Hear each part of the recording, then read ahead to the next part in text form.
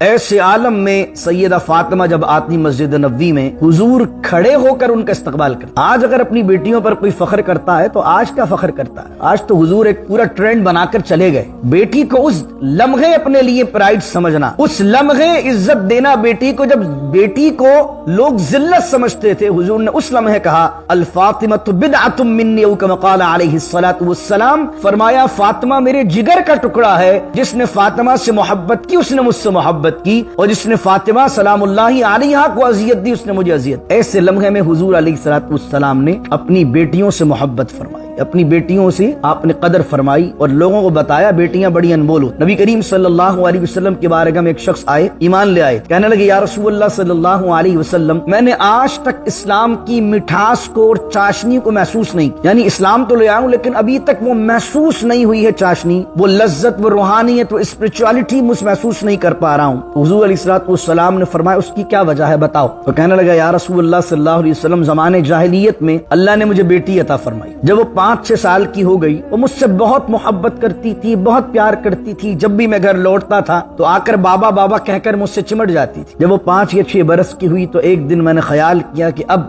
وقت آ گیا ہے کہ اس کو زندہ زمین میں دفن کر دیا جائے، تو کہا میں نے اس کی ماں کو کہا کہ اس کو تیار کر دیا جائے، اس کو نہلایا جائے، اچھے کپڑے پہنائے جائیں۔ اس کو نہلایا گیا، اس کو کپڑے پہنائے گئے، اور میں نے اس کو کہا آج میں تمہیں باہر گھمانے لے کے چلوں گا۔ وہ بڑی خوشی سے، باپ دنیا کے اندر باپ سے بڑی چھاؤں کس کی ہے؟ بیٹی اپنے لیے سب سے بڑی پروٹیکشن اپنے باپ کو سمجھتی۔ اس منظر کو سوچئے، اللہ اکبر۔ وہ کہنے لگا کہ یا رسول اللہ صلی اللہ علیہ وسلم، میں نے اپنی بیٹی کو لیا، وہ میری انگلی پکڑ کے تھامے تھامے میرے ساتھ ساتھ چلنے لگی کہ بابا کہیں گھمانے لے کر جانا چاہتے ہیں، اور میرے ساتھ وہ چلتی رہی، بہت خوشی سے چمٹتی رہی، کبھی وہ میرے چہرے کو بوسہ دیتی، کبھی میرے ماتھے کو بابا بابا کہہ کر بوسہ دیتی، یہاں تک کہ ایک صحرا آیا، میدان آیا، اور میں نے اوزار لے کر زمین کو کھودنا شروع کیا، اور کھودتے کھودتے میری پیشانی پر پسینہ آ جاتا تو دوڑ کر آتی اور پسینے کو بابا کے پہنچتی بھی تھی۔ اللہ اکبر۔ وہ کہتا ہے کہ میں نے جب گڑھے کو کھود دیا، بسم اللہ الرحمن الرحیم، رب اشرح لی صدری ویسر لی امری واحلل عقدۃ من لسانی یفقہوا قولی،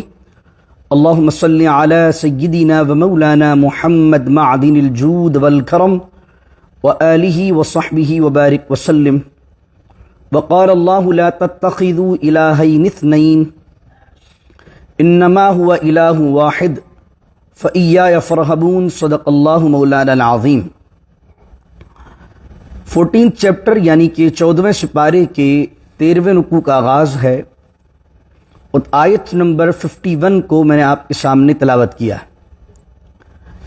اللہ رب العزت اس میں ارشاد فرماتا ہے کہ وقال اللہ، اور اللہ نے کہا، لا تتخذوا، نہ بناؤ، الہین اثنین، 2 معبود، 2 خدا۔ علامہ سعیدی نے ایک بہت خوبصورت بات یہاں ایک لٹرلی میننگ پر بات کی، اور بڑی خوبصورت بات کی، کہا الہ کا ترجمہ اکثر مترجمین نے معبود کیا۔ ہم کلمے میں بھی یہ ترجمہ کرتے ہیں، کوئی معبود نہیں سوائے اللہ کے، there is no God except اللہ، لیکن وہ کہہ رہے ہیں کہ صحیح ترجمہ ہے الہ کا عبادت کا مستحق ہونا، کیونکہ اگر آپ کہیں گے کوئی معبود نہیں ہے اللہ کے سوا تو بات وزندار نہیں ہو سکتی۔ کیوں؟ معبود کا مطلب ہے جس کو پوجا جائے، جس کی عبادت کی جائے، تو کائنات میں اللہ کے علاوہ پوجا جاتا ہے لوگوں، کوئی بت کو پوج رہا ہے، کوئی گائے کو پوج رہا ہے، کوئی سورج کو پوج رہا ہے، تو معبود تو ہیں۔ تو صحیح ترجمہ کیا ہوگا؟ صحیح ترجمہ ہوگا کہ کوئی اللہ کے علاوہ عبادت کا مستحق نہیں ہے، اگرچہ پوجا جا رہا ہے اسے، جس کو انگلش میں ہم کہتے ہیں there is no worthy of worship except اللہ، یعنی کہ اللہ کے علاوہ حقیقی عبادت کا مستحق اللہ کے علاوہ کوئی نہیں ہے۔ تو یہاں الہ کا جو ترجمہ ہے وہ ہے عبادت کا مستحق ہونا اصل طور پر، جس کو آپ 2 لفظوں میں بول دیں تو کہیں گے حقیقی معبود۔ اللہ کے علاوہ کوئی حقیقی طور پر معبود نہیں ہے۔ تو اللہ نے کہا لا تتخذوا، نہ بناؤ، الہی، 2 خدا، اور 2 خدا عبادت کے مستحق، انما ہوا، بے شک وہ اللہ، الہ واحد، اکیلا ہی عبادت کا مستحق ہے، فإیایا فارہبون، تو اسی سے ڈرو اور اسی کا تقوی اختیار کرو، وَلَهُ مَا فِي السَّمَاوَاتِ وَالْأَرْضِ، اور اسی کی ملکیت میں ہے، اسی کے لیے ہے جو کچھ آسمانوں میں ہے اور جو کچھ زمین میں ہے۔ وَلَهُ الدِّينُ وَاصِبًا، واصبہ کا معنی ہوتا ہے دائمی، ہمیشہ۔ وَلَهُ الدِّينُ وَاصِبًا، اور ساری حکم اور ساری اطاعت ہمیشہ اللہ کے لیے ہے۔ فَغَيْرَ اللَّهِ تَتَّقُونَ، تو کیا تم اللہ کو چھوڑ کر کسی غیر کا تقوی اختیار کرتے ہو؟ پھر فرمایا وَمَا بِكُم مِّن نِّعْمَةٍ فَمِنَ اللَّهِ، اور جو کچھ بھی تمہارے پاس نعمت ہے وہ اللہ کی ہی دی ہوئی نعمت ہے۔ ثُمَّ إِذَا مَسَّكُمُ الضُّرُّ، اور پھر جب تمہیں کوئی مصیبت پہنچتی ہے، کوئی در پہنچتا ہے، کوئی نقصان پہنچتا ہے، فَإِلَيْهِ تَجْأَرُونَ، تو تم اسی کی بارگاہ میں گڑ گڑا کر فریاد کرتے ہو۔ تجأرون کا معنی ہوتا ہے چیخنا چلانا درد سے۔ تو اللہ کہہ رہا ہے کہ جب تمہیں کوئی مصیبت و مشکل پہنچتی ہے تو تم بڑے درد مندانہ انداز سے، بڑے کرب کے ساتھ، بڑی جو ہے وہ اپنی حالت کے اندر پکارتے ہو اللہ کو۔ ثم اذا کشف الضر، اللہ تم پر رحم فرماتا ہے اور تمہاری تکلیف کو، تمہاری پریشانی کو دور کر دیتا ہے۔ تو اللہ فرماتا ہے کہ اذا فریق منکم بربہم یشرکون، جب پریشانی دور ہو جاتی ہے تو تم میں سے ایک گروہ کھڑا ہوتا ہے اور اپنے رب کے ساتھ شرک کرنے دوبارہ لگ جاتا ہے۔ یہ منظر، یہ صورت اللہ نے سورہ انعام میں بیان کی ہے، اس سے پہلے بھی ایک جگہ بیان کی اللہ نے وَإِذَا مَسَّ الْإِنسَانَ، اور جب انسان کو درن کوئی نقصان پہنچتا ہے، دعانا لجنبہ او قاعدا او قائما، جب اسے کوئی مشکل میں ہوتی ہے، کوئی ٹربل ہوتا ہے، تو وہ بیٹھے بیٹھے بھی ہمیں یاد کرتا ہے، لیٹے لیٹے بھی ہمیں یاد کرتا ہے، کھڑے ہوتے ہوئے بھی ہمیں یاد کرتا ہے۔ فَلَمَّا كَشَفْنَا عَنْهُ دُرَّهُ مَرَّ كَأَن لَّمْ يَدْعُنَا إِلَىٰ دُرٍّ مَّسَّهُ، اور اللہ کہتا ہے پھر ہم اس کی حالت دیکھ کر اس پر رحم فرماتے ہیں اور اس پر کرم فرماتے ہیں، اس کی مشکل دور کر دیتے ہیں۔ لیکن جب مشکل دور ہو جاتی ہے تو یہ پھر اس طرح دندناتا پھرتا ہے جیسے مشکل اس نے اس کو چھوا تک نہیں تھا۔ یہ ایک بندے کا مزاج ہے۔ ہمارے اوپر بھی کوئی ٹربل آتی ہے تو فوراً ہم مسجد کا رخ کرتے ہیں اور اس کے بعد فوراً آ کے کہتے ہیں مفتی صاحب سے، امام صاحب سے، نیک آدمی سے دعا کبھی کہتے ہیں، خود بھی دعا کرتے رہتے ہیں۔ لیکن جب مشکل ٹل گئی اس کے بعد کیا؟ اچھے حالات میں کیا کر رہے ہیں؟ کیا نمازیں پڑھ رہے ہیں؟ اچھے حالات میں ہم کیا کر رہے ہیں؟ کیا خدا ہمیں یاد رہتا ہے اچھے حالات میں؟ نہیں۔ اچھے حالات میں تو جتنے اللہ تعالیٰ نوازتا جاتا ہے آدمی اتنی زیادہ خطاؤں کو بڑھاتا جاتا ہے۔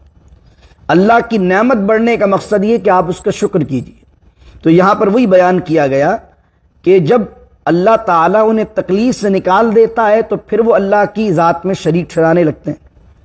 لِيَكْفُرُوا بِمَا آتَيْنَاهُمْ، یہ کفر و شرک کس وجہ سے؟ اللہ رب العزت فرما رہا ہے اس وجہ سے کہ وہ ہماری نعمتوں کا جو ہم نے انہیں عطا کی ہیں، وہ ہماری ان نعمتوں کی ناشکری کرنا چاہتے ہیں، ناشکری کرتے ہیں۔ تو اللہ کہہ رہا فتمتعوا، دنیا بہت تھوڑی ہے، عمر بہت تھوڑی ہے، فتمتعوا، تو فائدہ اٹھا لو جتنا فائدہ اٹھا سکتے ہو اس دنیا میں۔ اس دنیا میں اللہ نے سب کو چھوٹ دی ہے، سب کو آزادی دی ہے۔ فسوف تعلمون، جب قیامت آئے گی تو ان قریب تم جان جاؤ گے کہ تم دنیا میں کیا کر کے آئے ہو۔ وَيَجْعَلُونَ لِمَا لَا يَعْلَمُونَ نَصِيبًا مِّمَّا رَزَقْنَاهُمْ، اور جنہوں نے مقرر کر دیے ہیں ان کے لیے حصے جن کو وہ نہیں جانتے ہیں، اس چیز میں سے جو رزق ہم نے انہیں دیا ہے اس میں سے حصہ مقرر کر دیا ہے۔ یہ کن کی بات ہو رہی ہے؟ یہ سورہ انعام کے اندر آپ کو میں نے بیان کیا تھا کہ مشرکین مکہ نے، کچھ بت تھے، اپنی کمائی میں سے ایک حصہ مقرر کیا ہوا تھا کہ بھئی یہ جو ہے میری کمائی کا یہ حصہ فلاں بت کے نام پر جایا کرے گا۔ جو زراعت کرتا تھا، جس کے پاس کھیتی تھی، اس نے کہہ دیا تھا کہ جب کھیتی آئے گی، کٹ کر فصل آئے گی تو فصل کا میرا یہ حصہ فلاں بت کے نام پر جائے گا۔ تو اللہ کہہ رہا ہے کہ وَيَجْعَلُونَ لِمَا لَا يَعْلَمُونَ، تم تو جانتے نہیں وہ کون ہے، انہیں کسی چیز کے اختیار نہیں ہے، اور تم نے ایک حصہ مقرر کر لیا ہے اس رزق میں سے، رزقناہم، جو رزق انہوں نے تمہیں نہیں دیا، ہم نے تمہیں دیا، اور دیا ہم نے تو ہماری راہ میں خرچ ہونا چاہیے۔ اور تم کہاں خرچ کر رہے ہو؟ شرک میں، اور ان لوگوں پر خرچ کر رہے ہو، ان کے لوگوں کے کام میں خرچ کر رہے ہو کہ جن لوگوں کو تم نے اللہ کی ذات میں شریک ٹھہرایا ہوا۔ تو اللہ کہہ رہا تاللہ، اللہ کی قسم، اللہ اپنی قسم کھا کے کہتا ہے تاللہ، اللہ کی قسم، لتسألن، ضرور سوال کیا جائے گا اما کنتم تفترون، ان لوگوں سے اس چیز کے بارے میں جس چیز کے بارے میں وہ اللہ پر جھوٹا بہتان باندھتے تھے۔ وَيَجْعَلُونَ لِلَّهِ الْبَنَاتِ، اور انہوں نے مقرر کر لیے اللہ کے لیے بیٹیاں۔ مشرکین مکہ کہتے تھے جو ملائکہ ہیں، یہ فرشتے جو ہیں، یہ اللہ کی بیٹیاں ہیں۔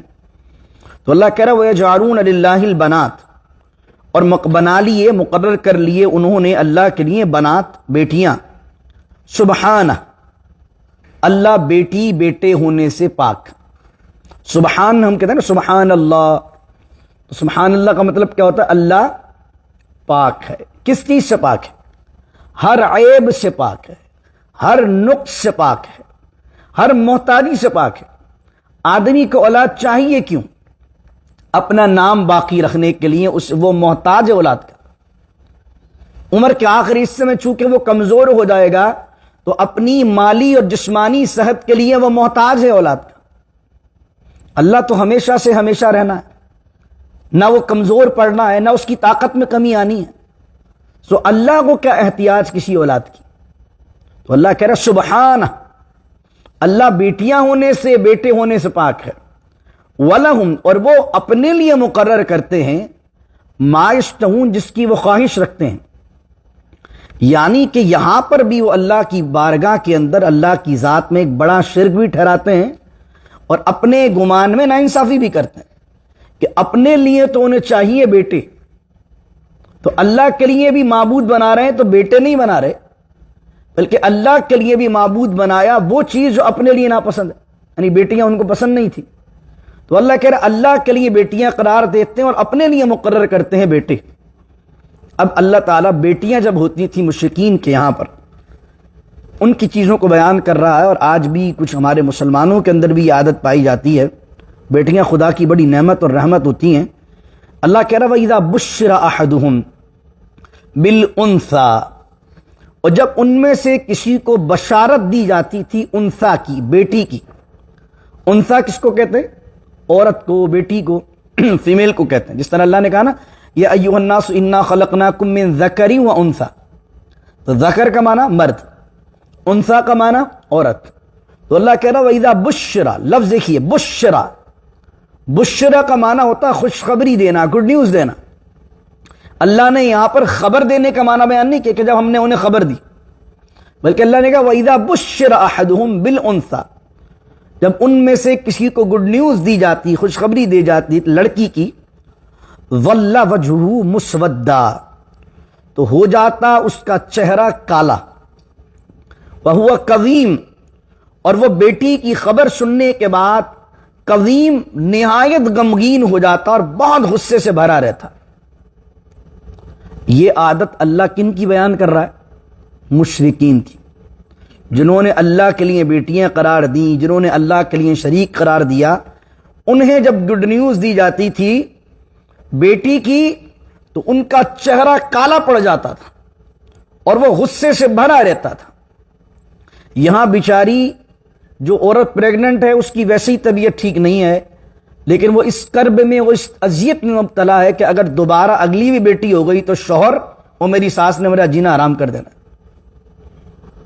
اور باہر آ کر اگر گڈ نیوز وہ دیں کہ بیٹی ہوئی ہے تو وہ نرس جو آنے والی ہے وہ خود بھی بیٹی ہے، وہ ساس جو نیوز لینے والی ہے وہ بھی بیٹی ہے۔ نرس بھی مرے ہوئے دل سے کہتی ہے بھائی بیٹی ہوئی ہے آپ کے، وہ ساس بھی منہ چڑھا کر اور منہ بنا کر پھر بیٹی ہوئی ہے۔ استغفر اللہ العظیم۔ یہ انداز کس کا؟ یہ مشرکین کا انداز۔ اللہ کہہ رہا وَإِذَا بُشِّرَ أَحَدُهُمْ، دوبارہ ترجمہ سنیے کہ جب انہیں بشارت دی جاتی ہے بیٹی کی، ظل ہو جاتا ہے، وجہ ان کا چہرہ مسودہ کالا، وہو کظیم، اور وہ نہایت غصے میں ہو جاتے ہیں۔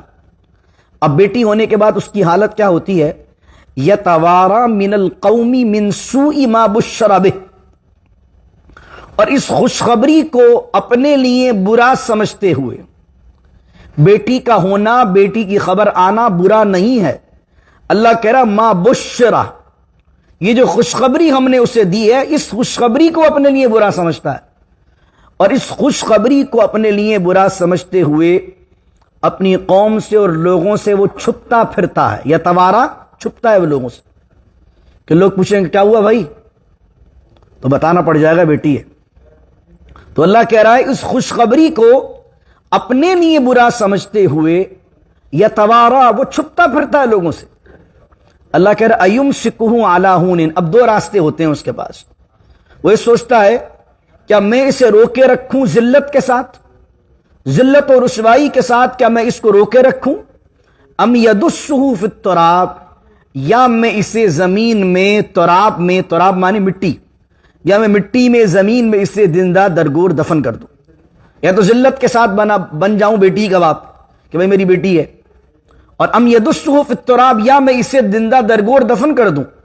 الا، خبردار، ساء ما یحکمون، کتنا ہی برا فیصلہ ہے جو یہ لوگ کرتے ہیں. ایسے عالم میں آپ سوچئے کہ بیٹی کا ہونا، بیٹی کو زندہ درگور دفن کر دینا، بیٹی کو اپنے لیے ذلت سمجھنا، ایسے عالم میں سیدہ فاطمہ جب آتی مسجد نبوی میں، حضور کھڑے ہو کر ان کا استقبال کرتے. آج اگر اپنی بیٹیوں پر کوئی فخر کرتا ہے تو آج کیا فخر کرتا ہے؟ آج تو حضور ایک پورا ٹرینڈ بنا کر چلے گئے. بیٹی کو اس لمحے اپنے لیے پرائڈ سمجھنا، اس لمحے عزت دینا بیٹی کو. جب بیٹی کو لوگ ذلت سمجھتے تھے، حضور نے اس لمحے کہا الفاطمۃ بدعۃ منی، او کما قال علیہ الصلوۃ والسلام، فرمایا فاطمہ میرے جگر کا ٹکڑا ہے. جس نے فاطمہ سے محبت کی اس نے مجھ سے محبت کی، اور جس نے فاطمہ سلام اللہ علیہا کو اذیت دی اس نے مجھے اذیت دی. ایسے لمحے میں حضور علیہ الصلوۃ والسلام نے اپنی بیٹیوں سے محبت فرمائی، اپنی بیٹیوں سے آپ نے قدر فرمائی، اور لوگوں کو بتایا بیٹیاں بڑی انمول ہوتی ہیں. نبی کریم صلی اللہ علیہ وسلم کے بارگاہ میں ایک شخص آئے، ایمان لے آئے تھے. کہنے لگے یا رسول اللہ صلی اللہ علیہ وسلم، میں نے آج تک اسلام کی مٹھاس کو اور چاشنی کو محسوس نہیں کیا. یعنی اسلام تو لے آؤں لیکن ابھی تک وہ محسوس نہیں ہوئی ہے چاشنی، وہ لذت، وہ روحانیت، وہ اسپرچوالٹی مجھ محسوس نہیں کر پا رہا ہوں. تو حضور علیہ الصلوۃ والسلام نے فرمایا اس کی کیا وجہ ہے بتاؤ. تو کہنے لگا یا رسول اللہ صلی اللہ علیہ وسلم، زمانے جاہلیت میں اللہ نے مجھے بیٹی عطا فرمائی. جب وہ 5-6 سال کی ہو گئی، وہ مجھ سے بہت محبت کرتی تھی، بہت پیار کرتی تھی. جب بھی میں گھر لوٹتا تھا تو آ کر بابا بابا کہہ کر مجھ سے چمٹ جاتی تھی. جب وہ 5 یا 6 برس کی ہوئی تو ایک دن میں نے خیال کیا کہ اب وقت آ گیا ہے کہ اس کو زندہ زمین میں دفن کر دیا جائے. تو کہا، میں نے اس کی ماں کو کہا کہ اس کو تیار کر دیا جائے، اس کو نہلایا جائے، اچھے کپڑے پہنائے جائیں. اس کو نہلایا گیا، اس کو کپڑے پہنائے گئے، اور میں نے اس کو کہا آج میں تمہیں باہر گھمانے لے کے چلوں گا. وہ بڑی خوشی سے، باپ دنیا کے اندر باپ سے بڑی چھاؤں کس کی ہے؟ بیٹی اپنے لیے سب سے بڑی پروٹیکشن اپنے باپ کو سمجھتی ہے. اس منظر کو سوچئے. اللہ اکبر. وہ کہنے لگا کہ یا رسول اللہ صلی اللہ علیہ وسلم، میں نے اپنی بیٹی کو لیا، وہ میری انگلی پکڑ کے تھامے تھامے میرے ساتھ ساتھ چلنے لگی کہ بابا کہیں گھمانے لے کر جانا چاہتے ہیں. اور میرے ساتھ وہ چلتی رہی، بہت خوشی سے چمٹتی رہی. کبھی وہ میرے چہرے کو بوسہ دیتی، کبھی میرے ماتھے کو بابا بابا کہہ کر بوسہ دیتی. یہاں تک کہ ایک صحرا آیا، میدان آیا، اور میں نے اوزار لے کر زمین کو کھودنا شروع کیا. اور کھودتے کھودتے میری پیشانی پر پسینہ آ جاتا تو دوڑ کر آتی اور پسینے کو بابا کے پہنچتی بھی تھی. اللہ اکبر. وہ کہتا ہے کہ میں نے جب گڑھے کو کھود دیا، اور کھودنے کے بعد جب میں نے اس کو ڈالا اس کے اندر اور مٹی ڈالنے لگا تو بابا بابا کہہ کر چلانے لگی. اللہ اکبر. اور میں ایک نہ سنی زمانے کے حالات کے لحاظ سے، اور میں مٹی ڈالتا رہا یہاں تک کہ میں نے اس کو زندہ درگور دفن کر دیا. وہ بندہ کہتا ہے کہ جب میں نے حضور کے چہرے پر نگاہ کی تو حضور کے روتے روتے پوری داڑھی شریف حضور کی آنسوؤں سے بھیگ چکی تھی. اللہ اکبر. رسول کریم علیہ الصلوۃ والسلام نے فرمایا اسلام تم لے آئے ہو تو اللہ رب العزت اسلام کے لانے سے پہلے جو سابقہ گناہ ہوتا ہے ان کو بخش دیتا ہے. تم اللہ سے معافی طلب کرو اور اس کے ضمن کے اندر ایک اونٹ ذبح کرو. یہ معاملہ ہے اس زمانے کا. اس زمانے میں اسلام نے عورت کو عزت دی. یہ تو آج کل جو خواتین اٹھ پڑی ہیں کہ ہمارے رائٹس دو. اسلام سے بڑھ کر رائٹس کس نے دیے؟ اسلام نے تو وہ زمانہ جس میں عورت کو پاؤں کی جوتی سمجھا جاتا تھا، उस जमाने में करीम आका अलैहिस्सलाम ने फरमाया फातिमा मेरे जिगर का टुकड़ा है। उस जमाने में हुजूर ने फरमाया जन्नत तो मां के कदमों तले है। उस जमाने में इस्लाम ने कहा हुन्ना लिबासुल लकुम व अंतुम लिबासुल लहुन, तुम्हारी बीवियां तुम्हारा लिबास है, तुम उनका लिबास हो। बहैसियत बीवी होने के, बहैसियत मां होने के, बहैसियत बेटी होने के हुजूर अलैहिस्सलाम ने इज्जत दी औरत को। वुमेन्स को जो राइट मिले हैं वो इस्लाम ने सबसे ज्यादा दिए हैं। इस माशरे के अंदर जहां ये वुमेन राइट्स की बात की जाती है, इस माशरे के अंदर अगर आप देखेंगे औरत एक प्रोडक्ट के अलावा कुछ नहीं है। आपको सिर्फ एक प्रोडक्ट सेल करने के लिए उसको एज अ टूल यूज किया जाता है, एज अ ह्यूमन उसको ट्रीट ही नहीं किया जाता। अगर आप गौर करेंगे उसका तमाशा बनाया हुआ। इस्लाम ने उसे चार दीवारी दी, इस्लाम ने उसको तहजीब दी, इस्लाम ने उसे पर्दा दिया। पर्दा किस चीज का होता है? हम कुरान के गिलाफ में क्यों रखते हैं कि जो चीजें अनमोल होती हैं उन्हें ही कवर करके रखा जाता है। काबे पर गिलाफ इसलिए चढ़ाया जाता है कि मुतबर्रिक है, तो औरत भी बड़ी मुतबर्रिक है। जो औरतों को शौक हो गया पर्दे वर्दे उतार कर घूमने फिरने का, इस्लाम ने उन्हें इज्जत व अफजाई दी है। अल्लाह अकबर। और जहां पर अल्लाह ने उन्हें पर्दे का हुक्म दिया है वहां मर्दों को भी कहा है कि अपनी निगाहें नीची रखो कि उनकी बड़ी इज्जत और हुर्मत है। अल्लाह अकबर। तो इस्लाम ने बहुत वकार दिया बेटी को। हज़रत आयशा सिद्दीक़ा रज़ी अल्लाह ताला अन्हा फरमाती हैं कि एक औरत मुझसे सवाल करने आई और उसके साथ उसकी दो बेटियां थी। तो उसने मुझसे सवाल किया कि आपके पास कुछ खाने को हो तो दें। कहती है मेरे पास 3 खजूरें थी और 3 खजूरें मैंने उसको दे दी। तो उसने एक खजूर अपनी एक बेटी को दी और एक खजूर अपनी एक बेटी को दी। उन बच्चियों ने जल्दी से उसको कैंडी समझ के खा लिया। अब वो जो अपनी खजूर उसके पास मौजूद थी, वो जब खाने के लिए मुंह की तरफ लेकर जाने लगी तो इतने में दोनों बच्चियों ने कहा मम्मा मम्मा हमें भी चाहिए। तो उसने अपने मुंह का जो निवाला था जो करीब लेकर जा चुकी थी दोबारा दूर की और दोनों के 2 पीस की एक एक बेटी को दिया और एक एक बेटी को दिया। खुद कुछ न खाया, बच्चियों को दे दिया। सैयदा आयशा फरमाती है मैंने हुजूर से कहा या रसूल अल्लाह, इस औरत का यह अमल करना कि अपने लिए कुछ नहीं रखा, अपनी बेटियों के साथ भलाई की। रसूल करीम सल्लल्लाहु अलैहि वसल्लम ने फरमाया ए आयशा, ये बेटियां अल्लाह की नेमत हैं और जो शख्स इनके साथ नेकी करे कल क़यामत के दिन ये बेटियां उसके और दोज़ख के दरमियान हिजाब और आड़ बन जाएंगी जो इनके साथ नेकिया करे। नबी करीम अलैहिस्सलाम ने फरमाया जिसको अल्लाह ने 2 बेटियां दी और उसने उसकी अच्छी तरबियत की, उनको अच्छी तालीम दिलवाई, उनको दीन सिखाया समझाया। नबी करीम अलैहिस्सलाम फरमाते हैं और फिर उन 2 बेटियों की शादियां कर दी। नबी करीम अलैहिस्सलाम ने फरमाया वो बेटियों की अच्छी तरबियत करने वाला रसूलुल्लाह फरमाते हैं वो और मैं जन्नत में इस तरह साथ रहेंगे जिस तरह ये 2 उंगलियां मिली हुई हैं। बेटियों का बाप हुजूर ने इन 2 उंगलियों को बुलाकर इरशाद फरमाया इस तरह वो रहेगा जिस तरह ये 2 उंगलियां मिली हुई।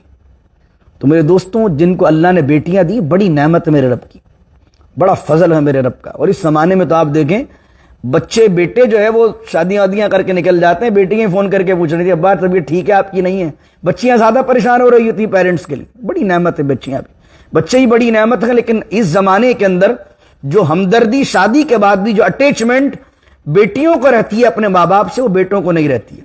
और रसूलुल्लाह सल्लल्लाहु अलैहि वसल्लम ने फरमाया, हुजूर जाने आलम सल्लल्लाहु अलैहि वसल्लम फरमाते हैं घर में कुछ चीज लेकर आओ तो देने की इब्तदा बेटियों से करो कि बेटियों का दिल बड़ा हसास और नरम होता है। हमारा मिजाज क्या है? हमारा मिजाज ये कि हम घर में कुछ लेकर आते हैं तो सबसे पहले बेटों को बुलाते हैं, बेटा तुम जो चीज लेके जाना चाहते हो। अब उसने अपनी पसंद से कलर चूज किया, वो जो कलर चूज कर लिया उसने बेटे ने, अब जो कलर बच गए हैं जनाबे वाला उसको मिलेंगे या बेटियों को मिलेंगे? नहीं नहीं, बच्चा इतने हसास नहीं होते, बेटियां तो पराए घर की होती हैं। तो देने की इब्तदा जब भी घर में आए, देने की इब्तदा हुजूर फरमाते हैं बेटियों से करना चाहिए।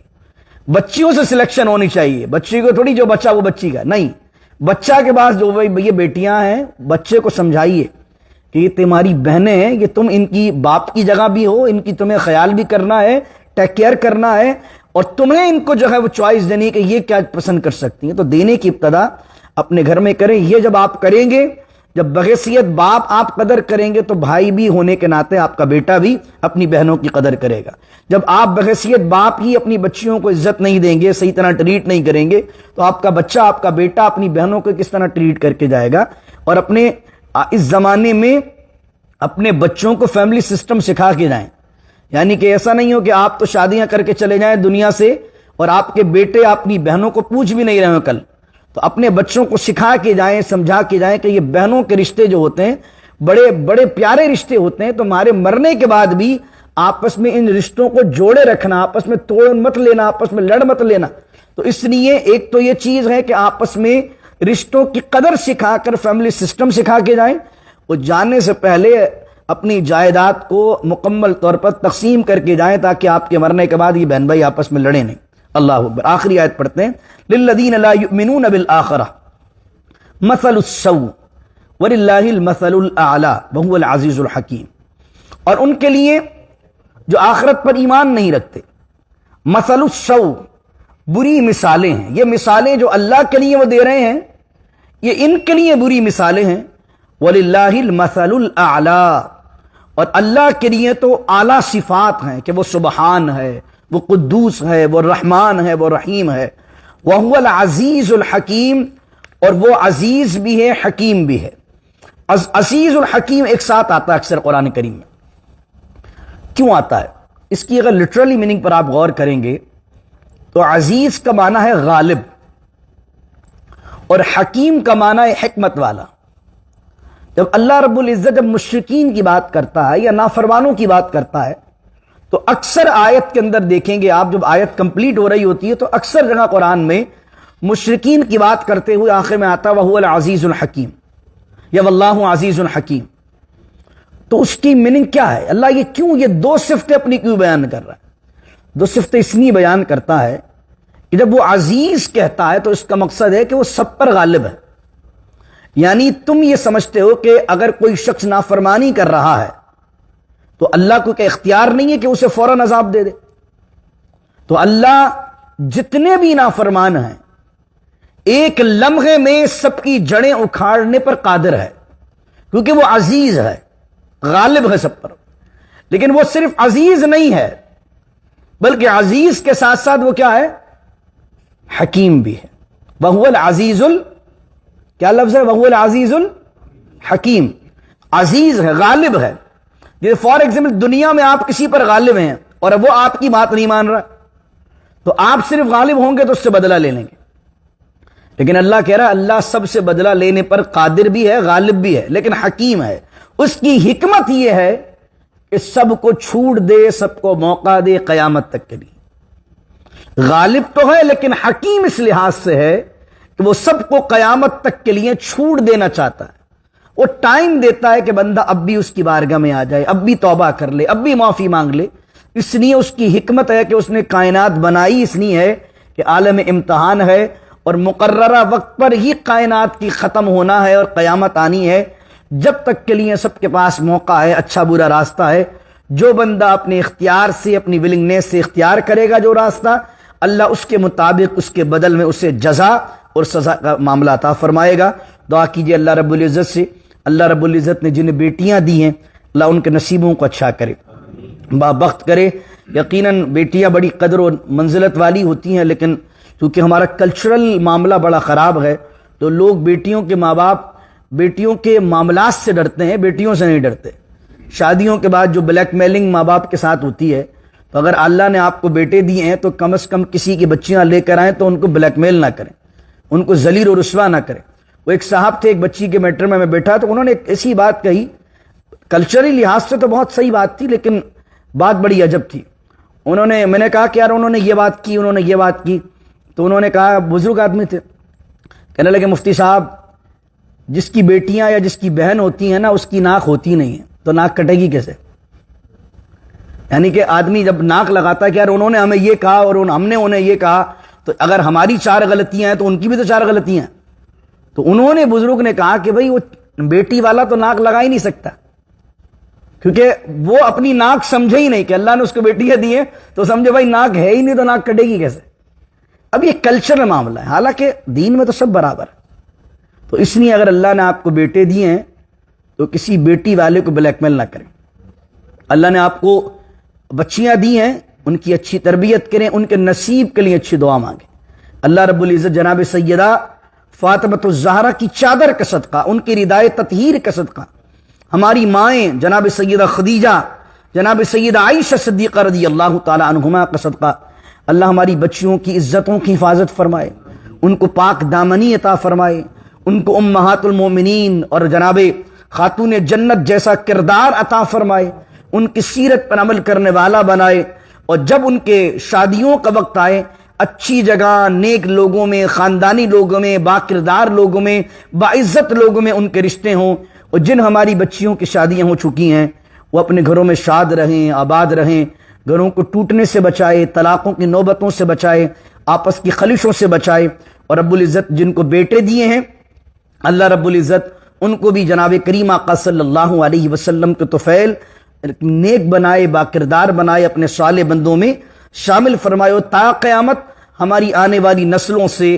عالم دین پیدا فرمائے، حافظ قرآن پیدا فرمائے، داعی دین پیدا فرمائے، نیک مسلمان پیدا فرمائے، اس سرزمین کو ہمارے لیے خیر اور خیر اور خیر کا ذریعہ بنائے۔ بسم اللہ الرحمن الرحیم، الحمدللہ رب العالمین والصلاة والسلام علی اشرف الانبیاء والمرسلین، اللہم انت السلام ومنک السلام تبارکت یا ذا الجلال والاکرام، اللہم لا مانع لما اعطیت ولا معطی لما منعت ولا ينفع ذا الجد منك الجد، اللهم إنا نعوذ بك من المأثم والمغرم، اللهم إنا نعوذ بك من عذاب القبر، اللهم إنا نعوذ بك من فتنة المحيا والممات، اللهم إنا نعوذ بك من فتنة المسيح الدجال، اللهم إنا نسألك علما نافعا ورزقا واسعا وشفاء من كل داء وعملا متقبلا وقلبا منورا ولسانا ذاكرا وشاكرا وإيمانا كاملا